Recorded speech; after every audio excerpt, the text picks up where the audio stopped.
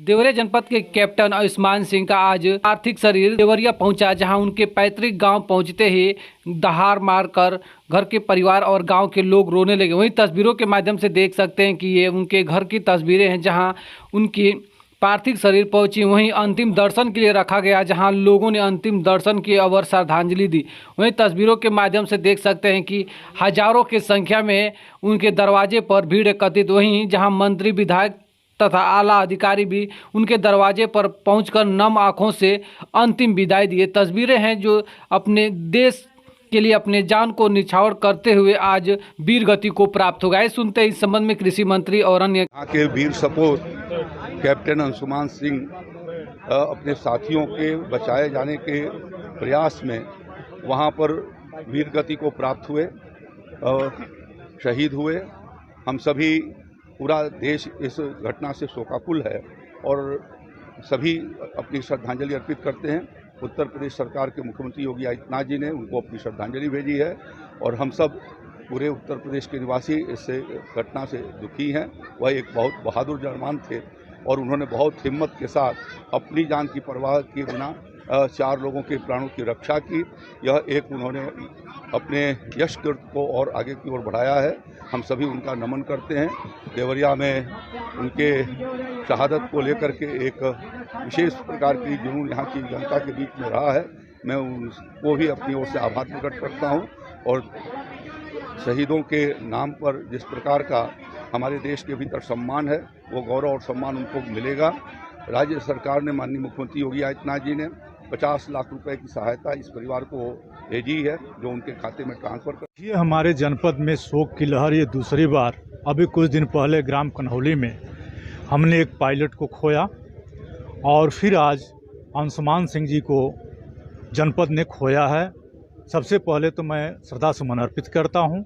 आयुष्मान सिंह जी शुरू से ही बहुत कुशाग्र बुद्धि के व्यक्ति थे और सेना में 3 सैनिकों को बचाते हुए शहादत दिए हैं।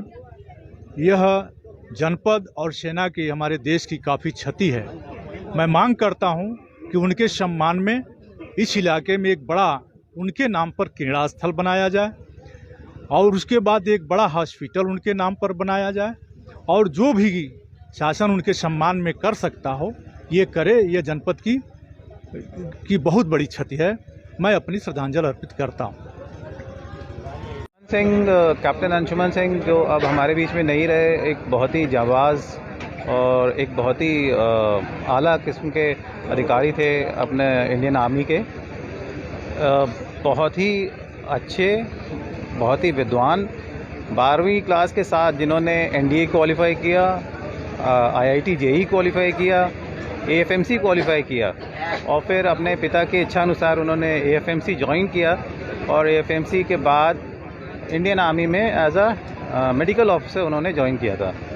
और मेडिकल ऑफिसर होने के बाद पहली दफ़ा जब वो सियाचिन में अभी अपना टेन्योर करने गए, वहाँ पे उन्होंने अपनी जान पे खेलते हुए जो 3 ऑफिसर्स को बचाया, 1 ऑफिसर और 2 सैनिकों को बचाया।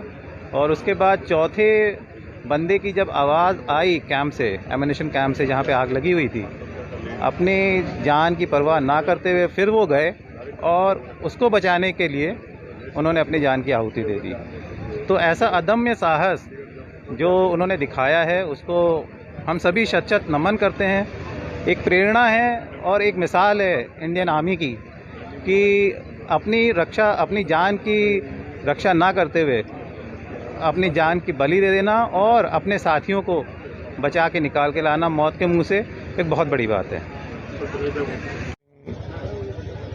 की शहादत पिछले दिनों हो गई थी सियाचिन ग्लेशियर में। एक दुर्घटना के तहत पूरा देश शोकाकुल है। पूरा देश उनको श्रद्धांजलि अर्पित कर रहा है और आज हम लोग उनके घर खड़े हैं। बरडीहा से हमारे परिवार का बड़ा पुराना रिश्ता है। जब मेरे बाबूजी यहाँ से पहली बार विधायक निर्वाचित हुए थे, बरडीहा के लोगों ने आखिरी दमखम लगा के उनके निर्वाचन में अपनी भूमिका निभाई थी। ऐसे में आयुष्मान सिंह की शहादत ने जनपद सहित मेरे परिवार को व्यक्तिगत रूप से झकझोर दिया है मैं उस शहीद को नमन करता हूं, वंदन करता हूं। उनके कर्तव्य परायणता को, उनके साहस को, उनके धैर्य को व्यक्तिगत रूप से सलाम करता हूं।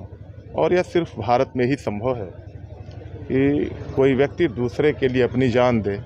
कई सैनिकों को जीवन देने के बाद अंशुमान सिंह जी ने अपने प्राणों की आहुति दी है। राष्ट्र उनको नमन करता है। ऐसे में थोड़ा दुख होता है, पूरा इलाका, पूरा परिवार दुखी है, लेकिन एक सैनिक के लिए इससे बड़े गर्व की बात नहीं हो सकती कि उसकी शहादत हुई है। बड़ा गौरवशाली क्षण भी है।